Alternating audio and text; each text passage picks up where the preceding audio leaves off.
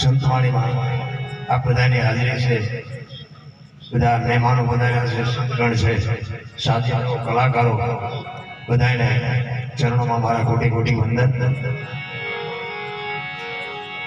મને એમ થાય કે હું અહીંયા આવ્યો ને, મને બધી વાત કરી કે સુરદાસજી બાપુને ચક્ષુ નહોતા અને હાથમાં તમે કંઈક આપો ને તો તમને એમ કે આ ખોટું છે. મને એમ થાય કે આંખું વગીરના જો આટલું કરી ગયા હોય તો તમે હું તો આંખું વાળા છે. એક માણાને જો માણા કામમાં ન આવે તો આંખું વગીરના પૂજાય ને આંખું વાળા ભટકાય.